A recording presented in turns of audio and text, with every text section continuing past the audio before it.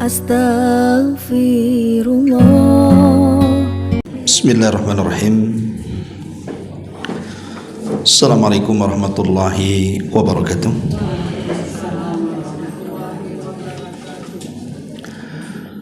Alhamdulillah, wassalatu wassalamu ala rasulillah wa ala alihi wa sahbihi wa mawalah wa la hawla wa la quwata illa billahi wa ba'du.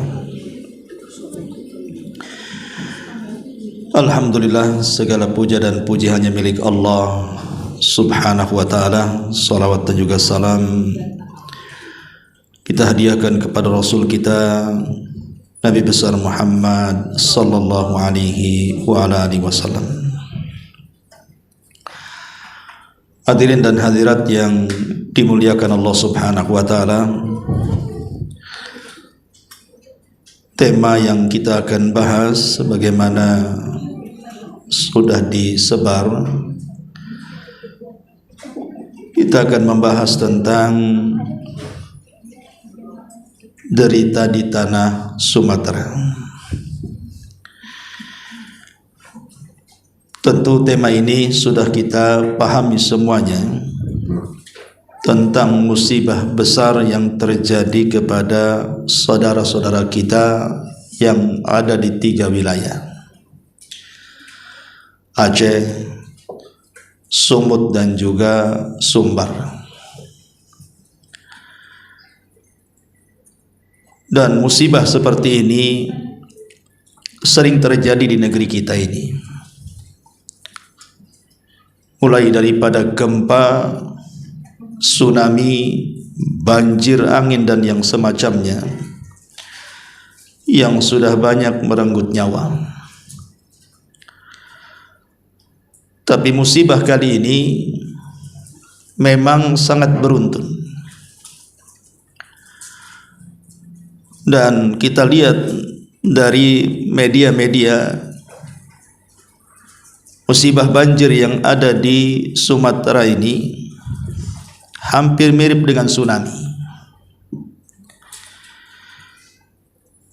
Padahal sebenarnya saya lihat beberapa yang diwawancarai di media, sebelum-sebelumnya sering terjadi hujan, tetapi hujannya tidak separah yang sekarang. Mereka mengatakan kalaupun terjadi banjir, ya paling 3 atau 4 jam itu sudah surut. Tapi ini justru sampai 3 hari 3 malam air itu tidak pernah surut, dan curah hujan juga tidak berhenti. Yang anehnya adalah hujan ini disertai dengan lumpur, batu dan gelondongan kayu, sehingga banyak orang yang kemudian memprediksi dan berkomentar, jangan-jangan bencana ini menjadi besar itu karena memang ada ulah-ulah manusia yang tidak bertanggung jawab, seperti pembalakan hutan, tambang-tambang ilegal yang liar, atau mungkin oknum pejabat yang korup. Macam-macam komentar-komentar yang kita saksikan. Tetapi kalaupun memang seperti itu, Al-Quran sendiri sudah menggambarkan, di mana Allah subhanahu wa ta'ala mengatakan di banyak ayat dalam Al-Quran bahwa zaharal fasadu fil barri wal bahri bima kasabat aydihim. Terjadinya kerusakan di daratan dan di lautan itu memang tidak lepas dari perbuatan tangan-tangan manusia. Artinya kalau memang terjadi bencana alam yang kita saksikan hari ini, memang sudah sepadan dengan perbuatan mereka. Masalahnya yang membuat kerusakan justru mereka tidak terdampak, yang tidak bersalah justru menjadi korban. Ma'asyiral muslimin wal muslimat rahimakumullah. Bahkan beberapa hari ini saya ikuti beberapa channel TV dan juga YouTuber yang mengambil atau merekam kondisi di sana. Saya sendiri memang belum pernah ke sana, tetapi melihat kondisi-kondisi di lapangan yang diberitakan, apalagi kisah-kisah orang-orang yang terkena atau terdampak musibah itu, memang sangat memprihatinkan. Bayangkan saja, menurut data saja yang saya baca hari ini, yang meninggal saja sudah hampir 1.000. Itu kurang lebih. Kemudian yang belum diketemukan itu ratusan. Entah jasadnya di mana. Belum lagi dengan jutaan para pengungsi dari 3 wilayah. Ini memicu kriminal, sehingga terjadi adanya penjarahan, perampokan, sampai truk yang baru jalan saja sudah dihentikan di tengah jalan saking takutnya supirnya lari, kemudian sembakonya dijarah begitu saja. Ya mungkin karena saking laparnya, atau mungkin karena lambatnya bantuan, wallahu alam. Tapi yang jelas orang lapar itu bisa saja melakukan apa saja kalau mereka tidak ada iman. Lah sampai sedemikian rupa kita saksikan bencana alam ini. Sebenarnya ada apa? Ada apa dengan negeri kita ini? Kenapa sering terjadi bencana alam yang korbannya bukan 1-2, bisa sampai ratusan bahkan ribuan? Ma'asyiral muslimin wal muslimat rahimani wa rahimakumullah. Tentu kita akan menyebutkan sumbernya dulu. Sebenarnya musibah ini turun kenapa? Dan ada apa? Kalau menurut teori yang sekarang banyak bermunculan di media, entah para pakar iklim, lingkungan, dan yang semacamnya, titik beratnya menyalahkan karena ada perusakan alam, karena ada pembalakan liar, karena ada tambang ilegal, karena kemudian hutan yang berubah menjadi kebun sawit dan yang semacamnya. Itu kan teori-teori di lapangan. Sama ketika kita bicara gempa, kenapa terjadi gempa? Maka mulailah para pakar bicara karena ada geseran lempengan, macam-macam ya. Tapi mereka tidak pernah menyentuh sebab yang lebih dalam dibandingkan itu, bahwa terjadinya musibah itu sebenarnya itu karena maksiat yang dilakukan Bani Adam.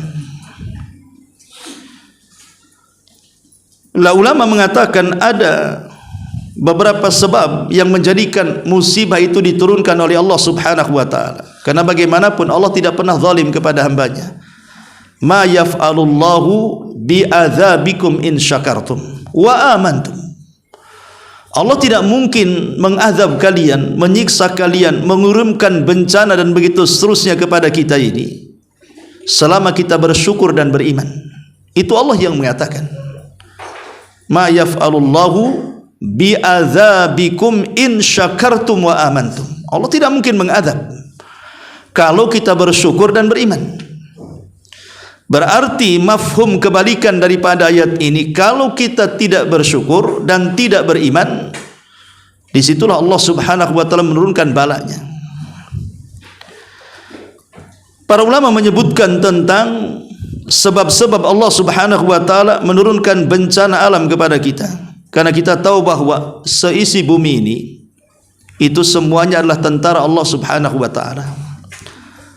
Lautan tentara Allah, sungai tentara Allah, batu-batu tentara Allah, termasuk juga pepohonan dan yang semacamnya. Jadi kalau umpamanya terjadi seperti ini, sebenarnya Allah juga yang memerintahkan itu. Memerintahkan hujan turun, air meluap, batu di mana-mana menerjang. Tidak mungkin kalau itu bukan perintah Allah. Itu semua adalah perintah Allah Subhanahu wa taala. Kenapa Allah perintahkan sampai akhirnya menjadikan penderitaan di mana-mana? Apakah Allah sedang menzalimi? Tidak, Allah tidak pernah menzalimi hambanya. wa ma zalamahumullahu walakin kanu anfusahum yadhlimun. Allah tidak pernah menzalimi siapapun.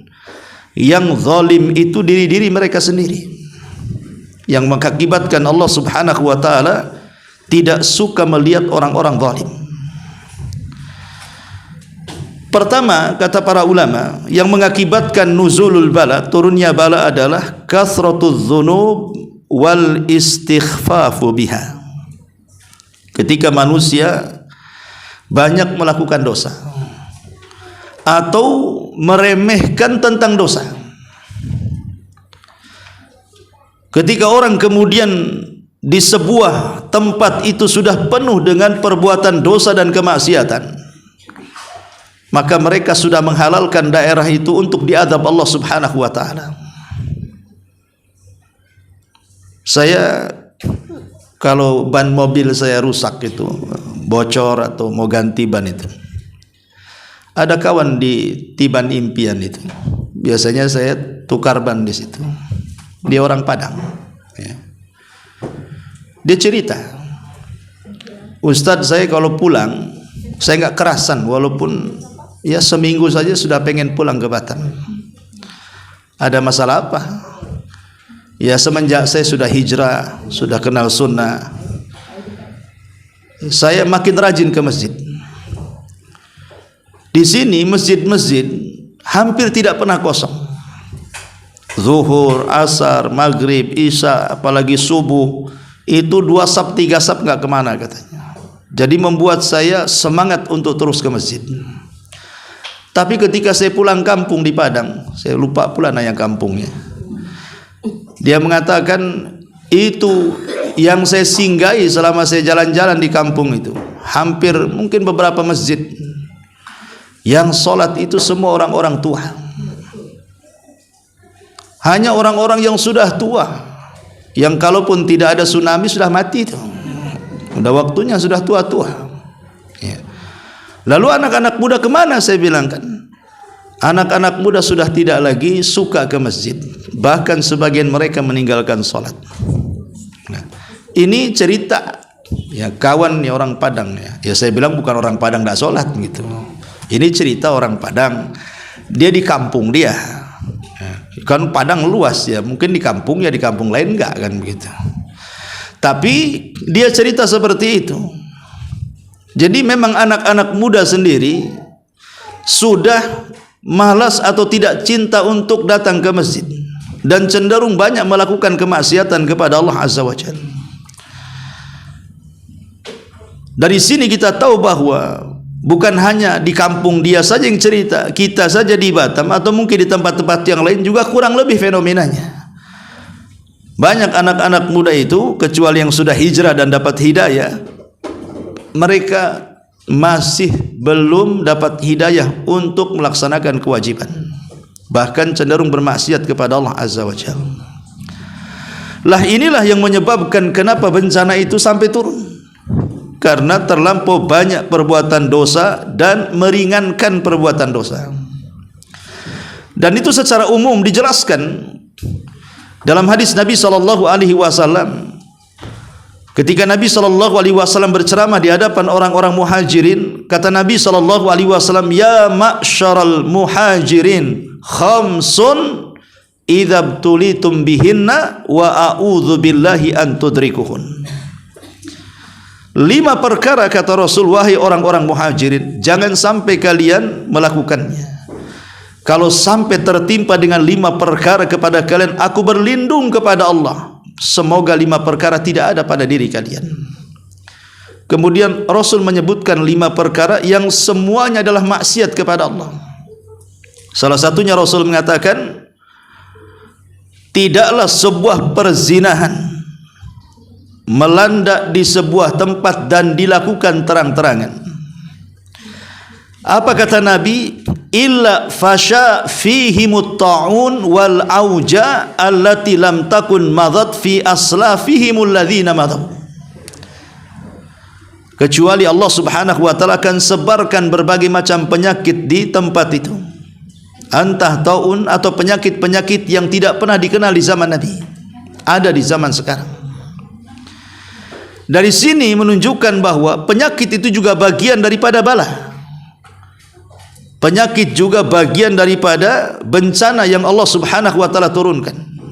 Dan itu biasanya juga terjadi kepada orang-orang yang terkena bencana alam. Apalagi mungkin ada jasad-jasad manusia yang belum ditemukan, akhirnya membusuk, akhirnya jadi penyakit, jadi wabah di mana-mana. Maka kesimpulannya adalah ketika sebuah kemaksiatan itu merata dan dilakukan secara terang-terangan, berarti disitulah Allah sudah mengizinkan azabnya untuk turun di sebuah negeri. Ini yang pertama. Yang kedua, al-mujaharatu bil ma'asi wa idharul fawahish. Terang-terangan melakukan maksiat dan terang-terangan melakukan al-fawahish. Terang-terangan artinya sudah tidak sembunyi-sembunyi lagi. Dan sekarang maksiat itu memang sudah tidak sembunyi-sembunyi lagi. Mulai dari tempat-tempat perzinahan, lokalisasi dan yang semacamnya. Bahkan bukan hanya terang-terangan dilegalkan lagi pemerintah. Kononnya ditertibkan, tapi hanya ditertibkan, dipindahkan tempat, bukan ditiadakan kan itu. Malah kemudian dengan adanya dukungan pemerintah, malah kemudian tidak ada orang yang takut lagi. Terang-terangan. Bahkan di Batam saja kan, di simpang-simpang itu, bencong-bencong juga terang-terangan itu. Pernah satu hari saya sedang istirahat di mobil, itu subuh tuh diketuk jendelanya. Bang, katanya, rupanya bencong kaleng. Apa nggak kaget, digas mobilnya, hilang ngantuknya. Itu. Ini kan terjadi itu. Nah, bayangkan loh, sampai ada simpang bencong di Batam ini. Nah, ini menunjukkan bahwa kalau sudah maksiat seperti itu, maka ini sudah dihalalkan untuk diturunkan azab kepada mereka. Kemudian yang ketiga, zulmul ibad wa tasallut ala huquqihim. Kezaliman kepada seseorang dan penguasaan kepada hak-hak yang bukan haknya. Itulah yang terjadi hari ini kan. Pembalakan liar, tambang-tambang ilegal yang merusak alam. Ya, sehingga fungsi alam sudah tidak ada lagi fungsinya. Padahal kayak hutan itu. Kenapa Allah Subhanahu wa taala menciptakan bumi? Allah sudah menata ruangnya loh. Ini untuk hutan, ini sungainya di sini, ini lautnya di sini, ini daratannya untuk tempat huniannya. Allah sudah atur. Makanya Allah Subhanahu wa taala ketika menciptakan bumi ini betul-betul diciptakan dengan penuh keseimbangan. Wa wada'al mizan. Betul-betul Allah letakkan keseimbangan. Sebab kalau seandainya satu saja rusak, alam gak akan seimbang tuh. Contoh gunung. Kalau gunung diratakan, artinya meratakan pasak bumi, gempa dia. Ya. Kalau seandainya hutan yang merupakan serapan air gundul, banjir longsor dia. Memang begitu Allah sudah meletakkan itu wa wada'al mizan, sesuai dengan keseimbangannya, jangan dirusak. Ya. Karena manfaatnya besar. Adanya oksigen yang bersih itu gara-gara ada hutan. Kemudian air sumur kita bisa diminum dari air hujan karena disaring hutan. Bahkan ada pohon itu bisa menyerap air dan begitu seterusnya. Lah ini kalau sudah dirusak seperti ini kan zalim namanya. Lah kezaliman seperti ini, inilah juga diantaranya penyebab turunnya bala di sini dan mengambil hak-hak mereka. Kemudian yang keempat, ar-rukunu lidz-zalamati wa nusratu li ahlil fasad. Dukungan bagi orang-orang yang melakukan kezaliman. Nah ini sama, ataupun menolong orang-orang yang melakukan kerusakan. Terkadang hanya bayaran-bayaran berapa sama bos-bos mafia saja, disuruh untuk nebang hutan ya bisa saja. Yang penting ada cuannya, ada uangnya. Kalau memang kita ini seorang muslim, kalau memang ada pekerjaan yang merusak alam, harusnya kan dipertimbangkan. Oh, tidak bisa, saya tidak mau. Ya. Hanya gara-gara uang sekian kemudian terjadi bencana alam. Maka harus dipahami bahwa kita masyarakat biasa kalau sampai kemudian mendukung orang yang melakukan kezaliman atau yang merusak bumi, Maka ini pun salah satu penyebab turunnya bala dan musibah kepada kita. Kemudian juga aklu haram wa tahayyul alal muharramat. Banyak memakan yang diharamkan dan menghalal-halalkan sesuatu yang Allah Subhanahu wa taala haramkan. Makan uang haram ya mungkin korupsi, merampok, jual khamar, berjudi dan yang semacamnya. Itu kalau sudah menyebar di mana-mana berarti negeri itu sudah menghalalkan diri untuk diazab oleh Allah Subhanahu wa taala. Ini sebagian penyebab kecil yang disebutkan oleh para ulama. Baik, ya. Kita akan bicara soal fenomena penderitaan kepada saudara kita yang ada di Sumatera, bahkan separuh Sumatera kalau kita katakan, karena itu di 3 wilayah masalahnya, dan dampaknya rusaknya itu sama-sama rusak. Coba ibu bapak bayangkan, lihatlah di YouTube itu kan, sampai ada rumah itu tertimbun dengan tanah, jadi orang jalan kaki itu di atas atap tuh. Ini gimana ceritanya? Bagaimana caranya menggali tanah setinggi itu? Ya kalau buat rumah ya terpaksalah buat rumah di atas atap lah. Dan itu bukan hanya satu rumah itu, banyak sekali yang seperti itu. Belum lagi kemudian tanah longsor dengan membawa batu yang masuk ke dalam rumah. Ada rumah itu isinya batu semuanya. Siapa yang mau mengangkat coba? Ini yang masih tegak rumahnya itu saja sudah tidak layak untuk dihuni. Macam mana yang hilang rumahnya? Yang terbawa arus, yang kemudian hancur, entah di mana tanahnya pun tidak tahu. Itu dari segi hunian lah. Belum lagi kemudian harta-harta yang lain seperti kendaraan. Saya lihat tuh ada yang memposting waktu banjir, itu mobil-mobil mewah itu. Itu seperti kacang goreng terbawa hanyut itu. Entah kemana itu kendaraan-kendaraan mewah itu. Ada yang terkubur lumpur, ada yang kesesat ke hutan, macam-macam. Ya.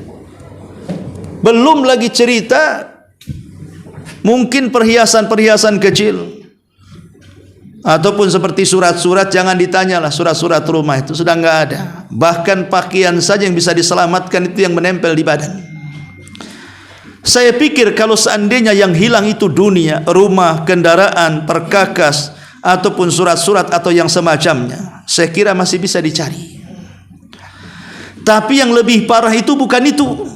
Yang lebih parah itu kehilangan jiwa. Kalau sudah kehilangan jiwa, macam mana cara menggantinya?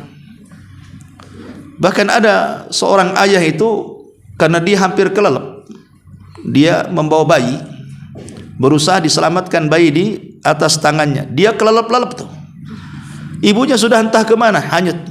Datang tim SAR, kemudian menyelamatkan bayi itu. Kemudian habis bayinya diangkat, orangnya kelelep, namanya air keruh. Bagaimana caranya mengetahui? Mungkin dia sudah meninggal di dalam itu, hanya nitipkan bayinya saja. Lah sampai seperti itu. Bahkan ada orang yang kemudian berusaha menyelamatkan diri di atas pohon itu 2 hari 2 malam, tak minum tak makan karena tak surut-surut airnya. Kita bisa bayangkan coba, bukan hanya menahan lapar orang seperti ini, macam mana dia bisa bergantung di pohon itu dengan cuacanya yang dingin, baju yang basah, lapar, haus, dan begitu seterusnya. Dia mempertahankan hidup di situ. Kita nggak bisa bayangkan kalau kita yang terdampak, kalau kita yang berada di atap selama 2 hari 2 malam, yang di pohon 2 hari 2 malam, bahkan ada yang terisolir sampai 1 minggu tidak makan. Mereka mau minum air kotor, ya. Mau makan, mau cari di mana, bantuan tak datang-datang. Lah ini kan contoh-contoh penderitaan saudara kita, menunjukkan bahwa kalau kita paham tentang hakikat musibah ini, kita ini bisa memahami hakikat dunia sebenarnya. Dunia itu rupanya bukan sesuatu yang kekal. Kalau Allah mau hari itu Allah hilangkan, Allah hilangkan. Buktinya coba, daerah-daerah yang terdampak bencana itu sebelum bencana, kan ada yang membuat video itu, ini kondisi sebelum bencana, ini kondisi setelah bencana. Itu daerah-daerah yang terdampak bencana itu, sebelum terjadi bencana, itu daerah-daerah yang sangat-sangat indah sekali. Yang sangat indah, bangunannya megah-megah, baik dari jalannya, tamannya, kemudian juga pergerakan ekonominya, subhanallah. Ya, tapi setelah terdampak bencana, hilang keindahannya. Mana tuh gedung-gedung itu, rumah-rumah megah, taman-taman indah, semua lenyap begitu saja. Itulah makna daripada qulillahumma malikal mulki tu'til mulka man tasha wa tanzi'ul mulka mimman tasha. Bahwa kekuasaan itu hanya milik Allah. Allah bisa memberikan kepada siapapun, Allah juga bisa mencabut kapanpun. Itulah hakikat dunia sebenarnya. Dari situ kita pahami lalu apa yang disombongkan di hadapan dunia ini. Karena ada orang yang sombong gara-gara rumah besar, kendaraan mewah, kebun hektar, tapi apalah gunanya di hadapan bencana alam ini? Allah runtuhkan kesombongan manusia. Ma'asyiral muslimin wal muslimat rahimani wa rahimakumullah. Sekarang kita coba bayangkan kalau seandainya kita ini di posisi orang yang terdampaklah. Kita tidak berada di Batam, kita sedang berada di Sumatera sana, di Medan, Padang ataupun Aceh, dan kita orang yang terdampak, yang rumahnya hilang, yang keluarganya mati meninggalkan kita, yang kita sendiri entah apa yang kita makan esok hari, karena rata-rata orang itu putus asanya itu kalau sudah lewat beberapa hari itu. Karena kalau masih baru-baru saja musibah itu biasanya kan pertolongan datang dari mana-mana, masih ada harapan. Tapi sampai kapan yang nolong itu? Pasti nanti akan ada kerusakan psikologi. Artinya beban hidup itu pasti nanti nampak setelah musibah ini. Yang kehilangan istrinya baru terasa sedihnya, yang kehilangan pasangannya juga sama, yang anak-anak yang menjadi yatim, orang tuanya sudah nggak ada, dan begitu seterusnya. Pasti kejiwaannya itu sangat dalam sekali, lukanya akan sulit diobati. Lah para ulama mengatakan, kalaulah seandainya kita ini di posisi seperti itu, apa yang harus kita lakukan supaya meringankan penderitaan? Pertama, kata ulama, ar-ridha bi qada'illahi wa qadari. Redha dengan takdir Allah dan juga putusan-putusannya. Inilah yang bisa menguatkan seseorang atau bisa menambahkan seseorang ketika terdampak bencana. Kalau orang tidak redha dengan takdir, tidak redha dengan keputusan Allah, pasti satu hari dia akan putus asa. Dan putus asa ini bahaya, akan sulit membangkitkan semangat hidup kembali. Makanya kenapa putus asa itu bagian daripada dosa besar setelah kesyirikan. Lah supaya tidak mudah putus asa, maka tanamkan pada hati kita ini redha dengan takdir dan putusan Allah Subhanahu wa taala, bahwa peristiwa hari ini sudah dicatat di Lauhil Mahfuz. Kita tahu maratibut takdir itu ada 4. Ilmu, kemudian yang kedua al-kitabah, kemudian yang ketiga al-masyiah, kemudian yang keempat al-khalqu. Ilmu artinya bahwa musibah ini tidak mungkin Allah tidak tahu, pasti Allah tahu, dan musibah ini atas pengetahuan Allah. Allah tahu bahwa akan terjadi banjir dan mengakibatkan banyak korban jiwa. Kemudian yang kedua, Allah sudah mencatatnya. Bahwa musibah ini sudah dicatat di Lauhil Mahfuz 500 tahun sebelum Allah menciptakan langit dan bumi. Bumi saja sudah belum diciptakan, tapi musibah ini sudah dicatat. Bahwa akhir tahun ini pasti terjadi musibah. Itu sudah dicatat di Lauhil Mahfuz. Kemudian yang ketiga, musibah ini tidak mungkin terjadi kecuali karena kehendak Allah. Karena kalau Allah sudah berkehendak, walaupun kita tidak berkehendak, pasti terjadi. Kalau kita berkehendak, Allah tidak berkehendak, mustahil terjadi. Musibah ini juga tidak lepas dari kehendak Allah Azza wa Jalla. Kemudian yang terakhir al-khalqu, yang menciptakan musibah ini Allah. Jadi musibah ini betul-betul atas sepengetahuan Allah, dicatat di Lauhil Mahfuz atas kehendak Allah, dan Allah yang membuatnya. Tentu ketika Allah Subhanahu wa taala melakukan sesuatu, kita tidak boleh bertanya kenapa Allah melakukan. Karena Allah mengatakan la tas'al amman yaf'al, jangan kau tanya apa yang dilakukan Allah. Allah yang akan bertanya apa yang kita lakukan. Yang jelas bahwa di balik musibah itu pasti ada hikmah Rabbani, ada hikmah Allah yang kita tidak tahu. Makanya yakin dengan takdir itu penting. Kalau orang tidak yakin dengan takdir, pasti dia putus asa, bisa gila, ujung-ujungnya ya lebih baik mati daripada hidup.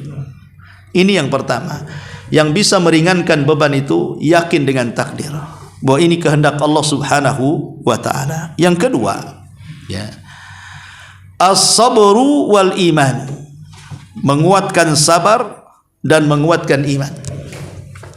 Kalau orang tertimpa musibah kemudian tidak sabar, pasti musibahnya semakin besar. Orang kalau kena musibah kemudian tidak sabar, itu musibahnya makin besar itu. Karena sudah sakit, ditambah lagi sakitnya, kuadrat sakitnya. Tetapi orang yang sabar ketika datang musibah, maka sabar itulah yang menguatkan jiwa. Dan sabar itu bukan menunjukkan kelemahan, tidak. Justru sabar itu adalah kekuatan bagi kita supaya lebih bisa lagi menghadapi musibah. Karena di antara ciri orang yang sabar adalah memasrahkan urusan ini kepada Allah. Makanya kenapa kalau orang kena musibah kita disuruh istirja, innalillahi wa inna ilaihi rajiun. Hanya semuanya milik Allah dan kembali kepada Allah. Supaya kita tidak terlampau sedih. Kalau rumah kita hilang, ya memang rumah itu milik Allah. Kalau Allah mau ambil ya silahkan. Kemudian mungkin pasangan kita meninggalkan kita padahal dia orang yang kita cintai, atau anak yang si mata wayang kemudian meninggalkan padahal anak itu yang sangat kita cintai. Ya memang itu milik Allah, kalau mau Allah ambil ya silahkan. Jadi sabar itulah yang kemudian minimalnya mengurangilah derita itu. Tapi kalau tidak sabar, tidak terima, kenapa anak saya meninggal, kenapa pas saya sayangan meninggal, nanti kalau hidup saya sama siapa, akhir seperti itu dia mengeluh. Itu bukan menyelesaikan masalah, menambah musibah namanya. Ya. Kemudian juga kekuatan iman. Makanya Nabi SAW mengatakan al-mu'minul qawi khairun wa ahabbu ilallah minal mu'minil dhaif. Mukmin yang kuat itu, kata Nabi, itu lebih baik dan lebih dicintai Allah dibandingkan mukmin yang lemah. Kata ulama mengatakan maksudnya mukmin yang kuat itu kuwatul iman. Mukmin yang kuat imannya itu lebih baik dan lebih dicintai Allah dibandingkan mukmin yang lemah imannya. Orang kalau sedang menghadapi musibah kemudian imannya turun, bahaya tuh. Bisa jadi kufur dia. Akhirnya apa? Contoh mamanya ini kena musibah, rumahnya hilang, keluarganya juga hilang, harta bendanya hilang semuanya. Akhirnya putus asa. Sudah putus asa jadi lemas. Datang waktu sholat pun tidak mau sholat, tidak mau zikir, tidak mau ngaji. Pokoknya sudah hidupnya lebih baik mati daripada hidup. Ini kan bahaya, karena lemahnya iman, dia susah untuk bangkit. Maka kekuatan iman itulah menjadikan penderitaan menjadi lezat. Lihat Bilal bin Rabah saat disiksa oleh Umayyah bin Khalaf, 3 hari 3 malam diikat di atas batu.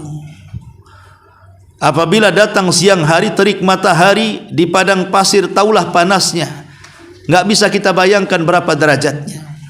Belum lagi cambukan yang setiap hari dicambuk oleh Umayyah ibn Khalaf dan tidak berhenti kecuali kalau dia capek menyambuk. Tapi Bilal tidak pernah kemudian melepaskan agamanya. Dia hanya mengatakan ahadul ahad, ahadul ahad. Saat kemudian di masa Amirul Mukminin Umar bin Khattab, Bilal ditanya, kenapa engkau sanggup menahan siksaan Umayyah ibn Khalaf yang demikian kejam, hampir merenggut nyawamu? Bilal hanya mengatakan, demi Allah, kenapa aku tidak merasakan penderitaan itu? Karena aku berusaha mencampur adukan antara lezatnya iman dengan penderitaan siksaan. Aku coba campurkan antara lezatnya iman dan sakitnya penderitaan, rupanya lezatnya iman jauh lebih tinggi dibandingkan peritnya penderitaan. Makanya aku tidak merasakan apapun yang ada pada siksaan kepadaku, kata Bilal. Artinya kalau kuat iman itu dan bisa mengalahkan penderitaan, maka musibah apapun bagi dia hanyalah kecil saja, bisa dihadapinya. Tapi kalau lemah iman, penderitaan pula yang tinggi, maka selamanya kita tidak mungkin keluar dari kubangan penderitaan akibat bencana alam itu. Ini juga yang kedua.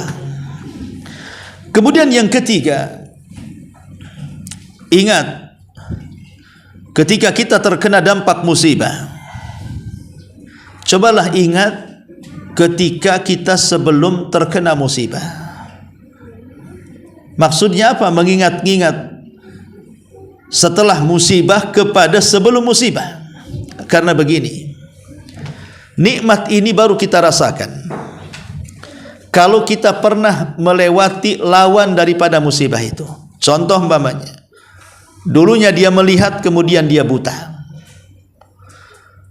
Ketika dia buta, baru dia paham indahnya melihat, karena dia pernah melihat, itu masalahnya. Kemudian dulunya mendengar, tiba-tiba jadi tuli. Jangankan tuli betulan kan gitu ya. Kadang-kadang mungkin kemasukan air saja, akhirnya sedikit agak budak saja, itu sudah tersiksa. Kenapa? Karena kita pernah mendengar dengan jelas, sehingga kehilangan nikmat itu. Atau dulunya pernah bicara, tiba-tiba kemudian bisu, disitulah ternyata bicara itu nikmat. Atau mungkin orang yang hidup di negeri konflik tiba-tiba kemudian berpindah ke negeri aman, atau sebaliknya dari negeri aman berpindah ke negeri konflik. Kita ini sudah aman-aman di sini, tahu-tahu pindah ke negeri perang, baru merasakan nikmatnya hidup di negeri aman. Maksudnya apa permisalan seperti ini? Maksudnya saat kita tertimpa musibah ini, coba ingat-ingat dulu sebelum kita belum terkena musibah, kita ini hamba Allah yang bisa bersyukur atau tidak? Apakah kita sudah mensyukuri nikmat yang Allah anugerahkan kepada kita atau tidak? Karena di antara ayat yang menunjukkan tentang syukur itu pembawa nikmat dan kufur itu penyebab azab, itu sudah jelas dalam Quran. La in syakartum la azidannakum wa la in kafartum inna azabi lasyadid. Kalau kalian syukur ku tambah, kalau kalian kufur ya siap-siap saja azab itu. Dari sini menunjukkan bahwa kalau kita sudah terdampak musibah, kita di posisi orang-orang yang terkena musibah, coba ingat-ingat dosa masa lalu, supaya musibah ini jadi pelajaran untuk masa depan, jangan terulang lagi ya. Karena setiap musibah kan ada pelajaran yang harus kita petik.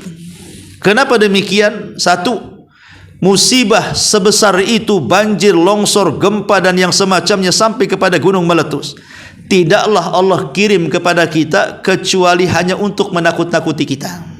Dan itu disebutkan dalam Al-Quran, wa ma nursilu bil ayati illa takhwifa. Tidaklah kami utus tanda-tanda kebesaran Allah, baik itu gempa, baik itu banjir, gunung meletus, tsunami, angin dan yang semacamnya, diutus oleh Allah itu untuk menakut-nakuti kita. Masalahnya, takut enggak kita ini dengan ayat-ayat yang Allah tampakkan itu?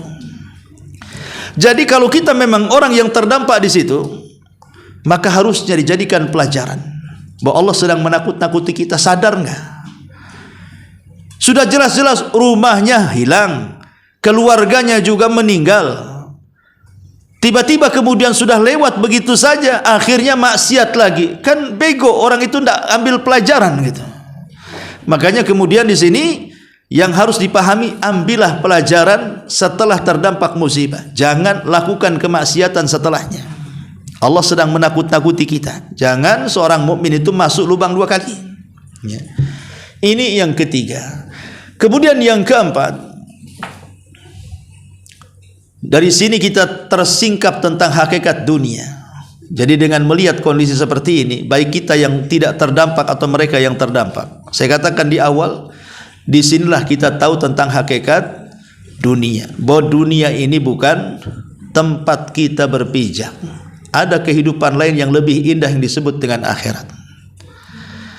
Kalau yang setetes kenikmatan saja bisa dihancurkan oleh Allah Subhanahu wa taala, masa kita mengejar yang setetes kemudian meninggalkan yang seluas samudra dan lautan? Kan Rasul yang mengatakan ketika membedakan kenikmatan dunia dengan akhirat itu kan kemudian Rasul mempermisalkan dengan jarum yang dicelupkan ke air lautan kemudian diangkat.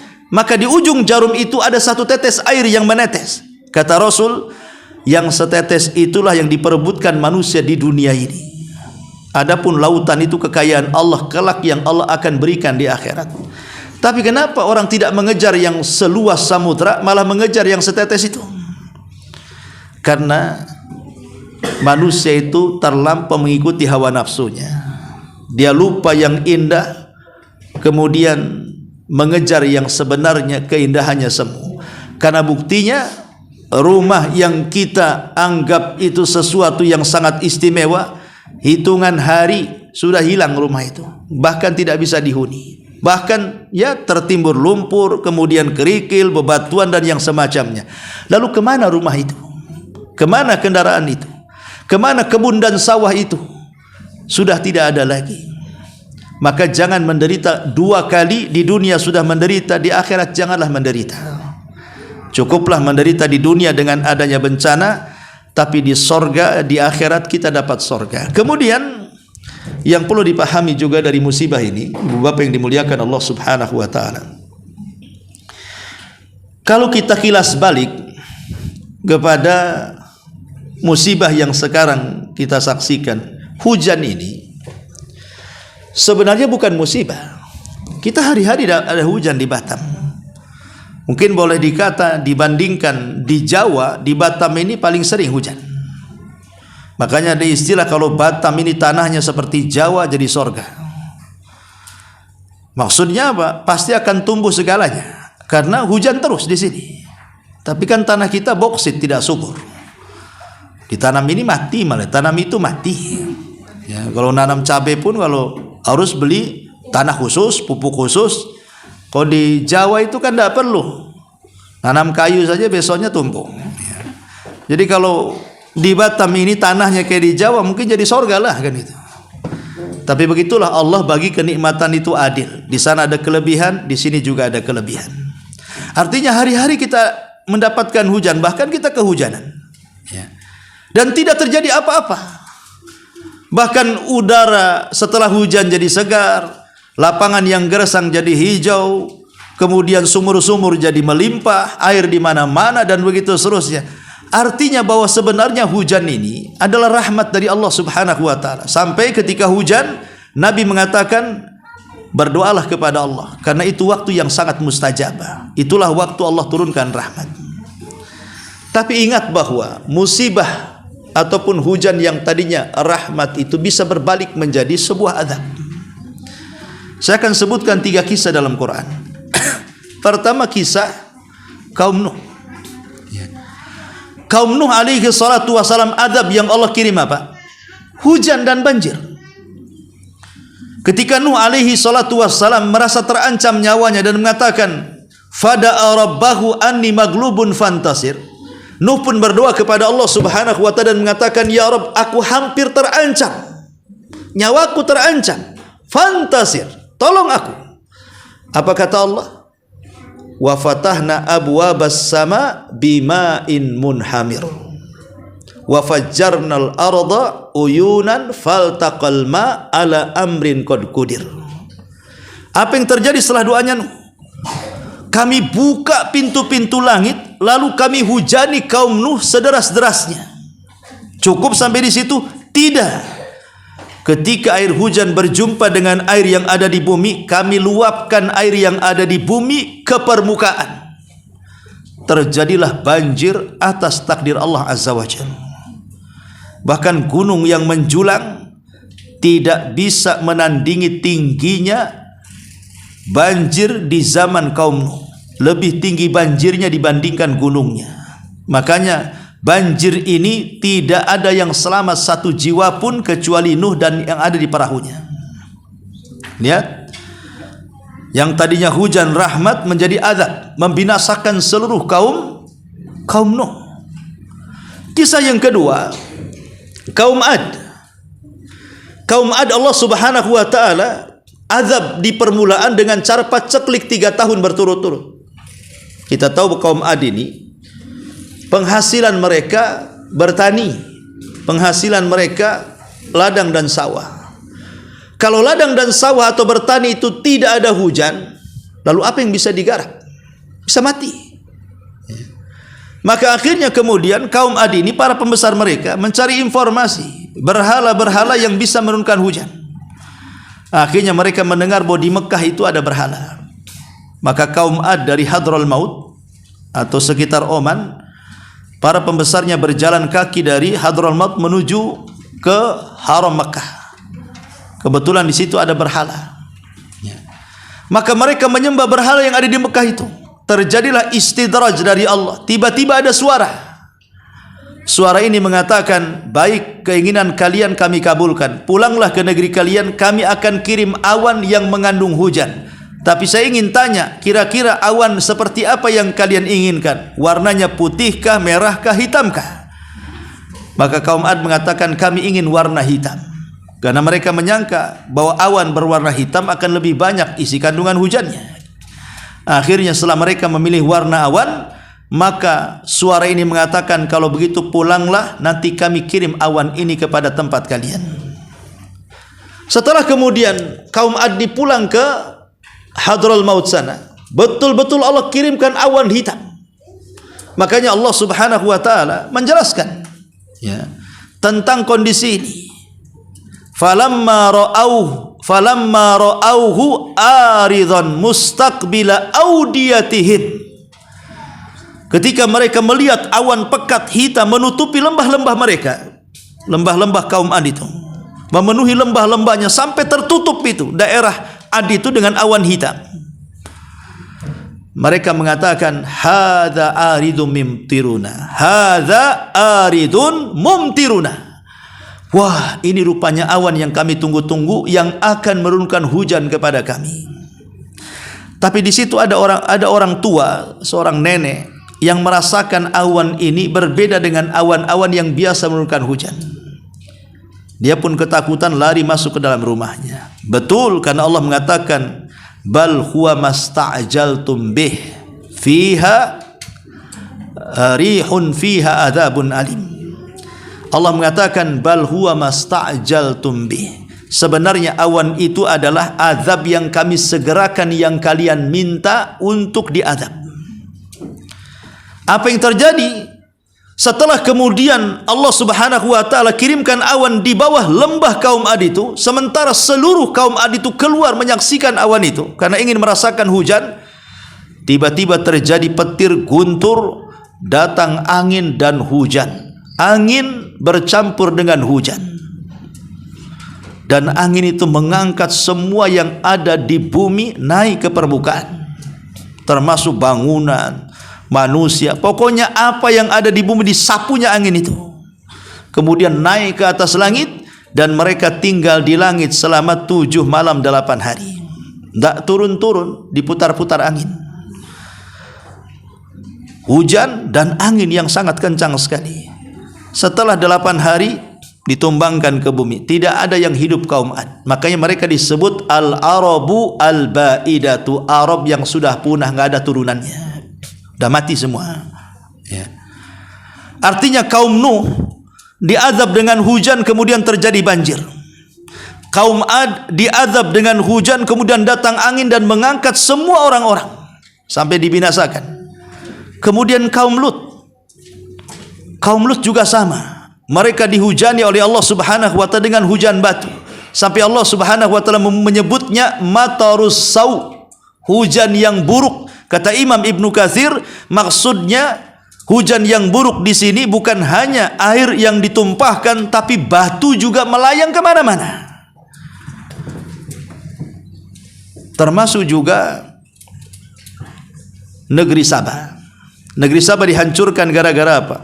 Banjir bandang karena curah hujan, dan rusaknya bendungan karena dirusak oleh tikus-tikus yang merupakan tentara Allah Subhanahu wa taala. Jebol bendungan itu, 2 kota tidak ada yang selamat, semua mati. Kalau kita perhatikan dari azab-azab umat-umat terdahulu ini, kaum Nuh, hujan bercampur dengan air bumi, terjadi banjir bandang, mati semuanya. Kaum Ad terjadi hujan, kemudian datang angin kencang mengangkat segalanya. Kaum Lut turun hujan penuh dengan bebatuan, membunuh semuanya.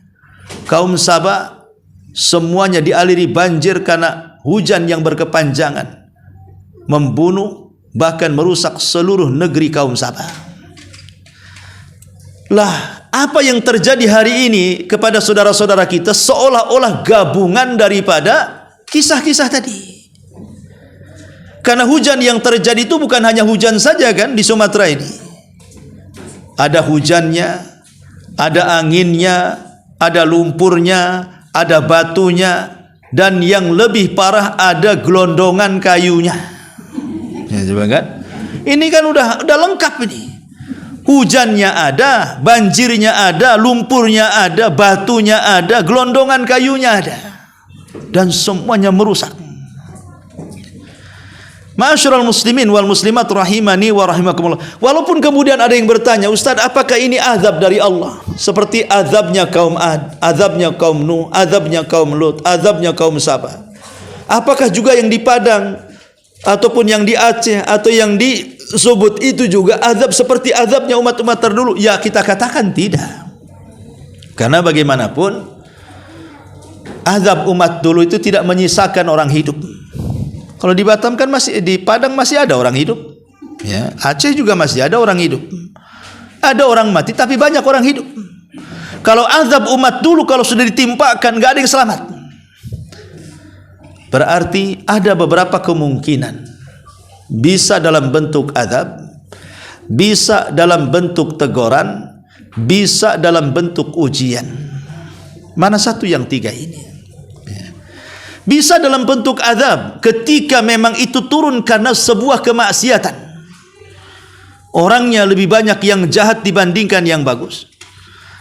Orang-orang yang sholat lebih sedikit dibandingkan yang meninggalkannya. Kemungkaran lebih banyak dibandingkan yang melakukan kebaikannya. Kalau terjadi banjir seperti ini yang mengakibatkan bencana alam, boleh jadi ini azab dari Allah. Sebagaimana Allah telah menurunkan banyak musibah kepada orang-orang yang melakukan dosa. Kalau ini bentuk ujian, ya mungkin musibah yang banyak diturunkan kepada para nabi dan orang-orang soleh. Karena para nabi juga terkena musibah. Bahkan para nabi musibahnya jauh lebih berat dibandingkan kita umatnya. Sampai Rasul mengatakan asyaddul bala indallahil anbiya, bahwa yang paling besar ujian itu justru ditimpakan Allah kepada para nabi, kemudian di bawahnya dan di bawahnya. Sebab kalau nabi sakit itu sakitnya berlipat-lipat dibandingkan sakitnya kita. Walaupun sama-sama sakit kepala, kita sakit kepala, nabi sakit kepala, tapi sakit kepalanya nabi bisa berlipat-lipat dibandingkan kita umatnya. Karena Allah Subhanahu wa taala juga mengirim bala itu untuk mengangkat derajat mereka. Jadi apakah kemudian terjadi banjir ini? Memang dalam rangka ujian dari Allah Subhanahu wa taala. Kalau memang ini ujian dari Allah Subhanahu wa taala, berarti fa'tabiru ya ulil absar. Maka ambillah pelajaran besar dari ujian ini. Karena Allah hendak menguji apakah keimanan kita ini jujur ataukah keimanan kita ini dusta. Wala ya'lamannallahu alladhina sadaqu wala ya'lamannal kadhibin. Agar Allah tahu siapa yang jujur, siapa yang dusta. Atau boleh jadi ini sebuah teguran. Boleh jadi ini sebuah teguran kepada kaum muslimin yang ada di sana. Agar mungkin yang bermaksiat berhenti maksiat, yang melakukan kerusakan hutan berhenti untuk tidak merusak, dan begitu seterusnya. Allah ingin memperlihatkan dampaknya. Lalu bagaimana dengan orang-orang yang baik yang tertelan bumi itu, yang terseret banjir, yang jasadnya boleh jadi sudah diketemukan atau yang belum diketemukan? Bagaimana tentang kondisi mereka? Maka kita katakan kita berhusnudzon saja, berbaik sangka kepada mereka. Karena di akhir zaman disebutkan oleh Nabi SAW ketika Imam Mahdi diproklamirkan dan dibaiat di Mekah. maka ada pasukan panji hitam dari Syam yang akan membunuhnya. Mereka pasukan dari Syam untuk membunuh Imam Mahdi yang baru saja dibaiat. Kemudian pasukan Syam ini ketika mereka bergerak ke kota Mekah, kemudian hendak menangkap Imam Mahdi baik di Mekah atau di Madinah, tiba-tiba di sebuah tempat namanya Baida. Baida itu antara Mekah dan Madinah. Ketika mereka sampai di sebuah tempat namanya Baida, tiba-tiba terjadi gempa. Maka semua pasukan yang akan membunuh Imam Mahdi itu terperosok kepada lubang bumi dan semuanya tewas, tidak ada yang tersisa. Bukan hanya itu saja, pejalan kaki juga ikut mati. Orang yang sedang lalu lalang ikut mati. Orang yang mungkin tujuannya berbisnis juga ikut mati. Sehingga Aisyah radhiyallahu anha bertanya kepada Nabi SAW, okelah, pasukan yang akan menyerang Imam Mahdi itu kalau mati wajar, mereka memang pantas dihukum seperti itu. Tapi macam mana kematian orang-orang yang lewat begitu saja? Tidak salah mereka mati terkena gempa. Mereka yang hendak berniaga kemudian terkena gempa mati. Macam mana nasib mereka?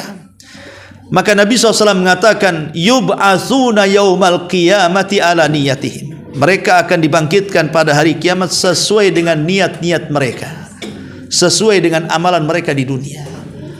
Walaupun sekarang umpamanya yang meninggal tertimbun, yang meninggal dan begitu seterusnya kan macam-macam tuh. Ada yang orang baik, ada orang jahat, ada orang yang taat, ada yang ahli maksiat, ada macam-macam kan begitu orang-orang itu. Maka mereka akan dibangkitkan sesuai dengan amalan mereka di dunia. Kalau memang mereka orang baik, orang soleh, betul-betul baik, tahu hak Allah dan tahu hak makhluknya, kemudian Allah Subhanahu wa taala takdirkan dengan kematian seperti itu, terkena arus banjir, tertimbun lumpur atau terkena runtuhan rumah dan yang semacamnya, maka kita berhusnudzon semoga mereka mati syahid. Karena Rasul yang mengatakan mati tenggelam syahid, mati terkena runtuhan syahid, ya, mati terkena taun syahid kata Rasul.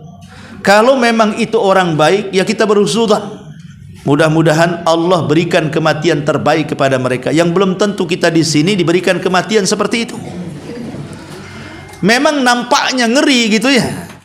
Mati terkena seret lumpur. Wa asa an takrahu syai'an wa huwa khairul lakum. Belum tentu yang kita pandang buruk itu buruk. Boleh jadi itu baik bagi dia.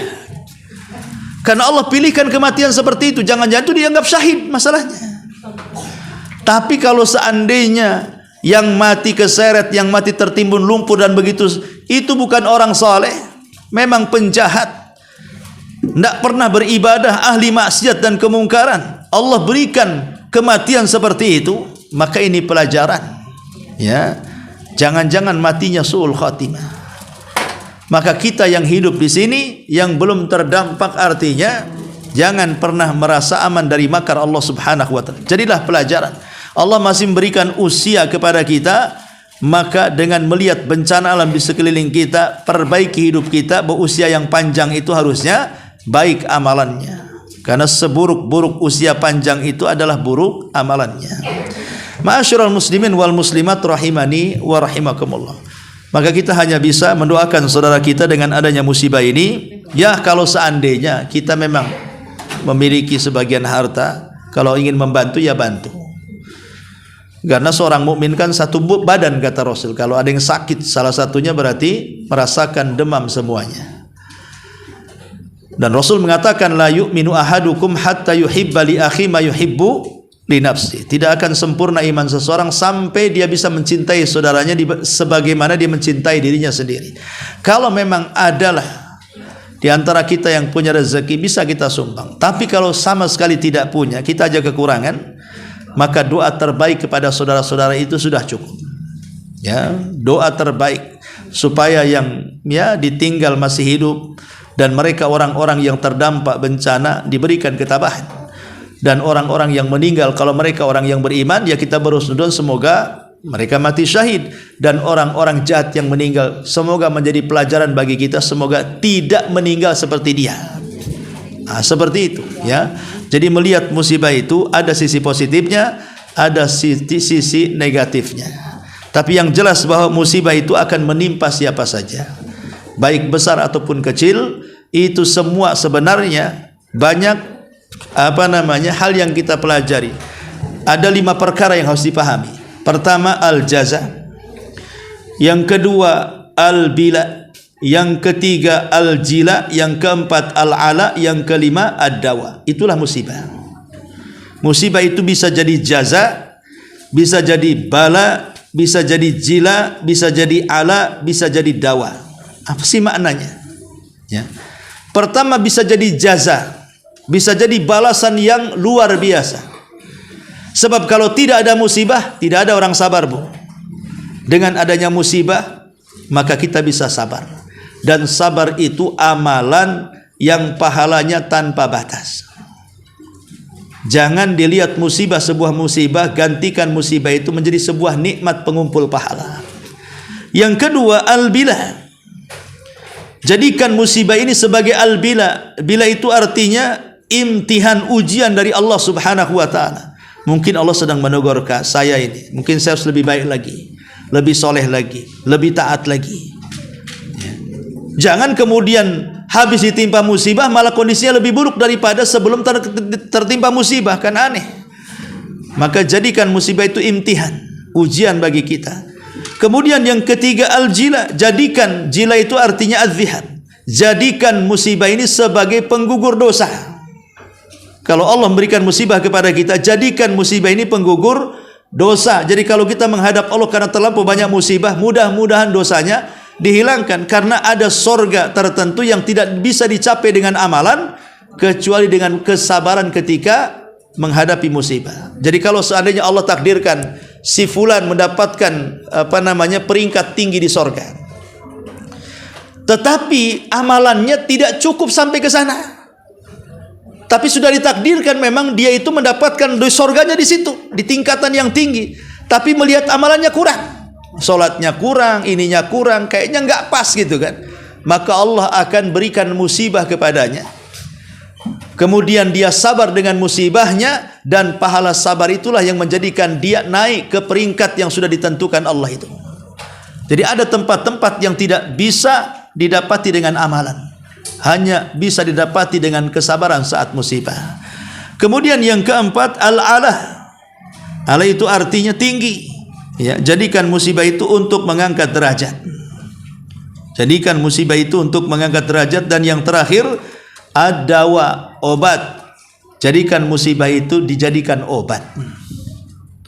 Karena musibah ini kan memang pahit, tapi dengan kesabaran nanti kita akan membuahkan hasil sehingga kita anggap musibah ini sebuah madu atau susu yang sangat manis di akhirnya. Makanya jangan pernah menganggap musibah ini musibah semata, tapi di balik musibah ini kalau kita bisa mengelolanya bisa menjadi sebuah nikmat kepada Allah Azza wa Jalla. Inilah di antara keterangan para ulama tentang masalah menghadapi badai musibah. Baik, sampai di sini. Sebelum saya tutup silakan kalau ada yang mau bertanya, kita buka tanya jawab dulu. Silakan. Iya, silakan. Assalamualaikum Ustaz.